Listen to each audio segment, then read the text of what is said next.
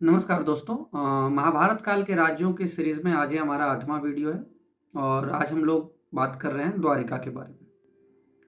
जैसा कि आप जानते होंगे कि द्वारिका जो थी वो यदुवंशियों की राजधानी थी और इसे बसाने का जो काम था वो महाराज श्री कृष्ण ने किया था। अगर हम इसके इतिहास के बारे में बात करें तो इसका पहले नाम कुशस्थली था। और जब कृष्ण और बलराम ने कंस का वध किया था, महाराज कंस का जो मथुरा के राजा थे, तो उनके जो ससुर थे जो कि जरासंध थे, वो आक्रमण करने लगे मथुरा पे, क्योंकि मथुरा और मगध ज़्यादा दूरी पे नहीं है, इसलिए उनका आक्रमण बहुत ज़्यादा फ्रिक्वेंटली मतलब बारंबार होने लगा। इससे वो मथुरा वासियों को बचाने के लिए कृष्ण ने अपनी राजधानी को मथुरा से लेकर के द्वारिका चले गए।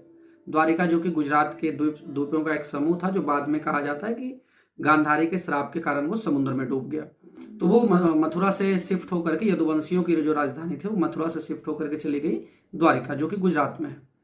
अब अगर हम यहाँ का बात करें तो इसके राजा, जैसे मथुरा के जो पहले राजा थे वो उग्रसेन उनका नाम था, और महाभारत काल में भी कृष्ण वहाँ के राजा नहीं थे कभी, वो उग्रसेन ही राजा थे। और कृष्ण आप बोल सकते हैं कि उनके सबसे इम्पोर्टेंट सलाहकार आप बोल सकते हैं, या फिर उनके प्रधानमंत्री की तरह काम किए, बट कभी वहाँ के राजा ऐसा हमें मेंशन नहीं मिलता है। अगर हम बात करें कि वहाँ के महाभारत युद्ध में क्या योगदान रहा, तो आप जानते होंगे कि कृष्ण ने अपनी नारायणी सेना, जो कि एक अक्षौहिणी सेना थी, जो बहुत ही कुशल सेना मानी जाती थी उस समय, भारतवर्ष में सबसे ज़्यादा संगठित और सबसे ज़्यादा शक्तिशाली अगर सेना किसी की थी तो वो द्वारिका की थी।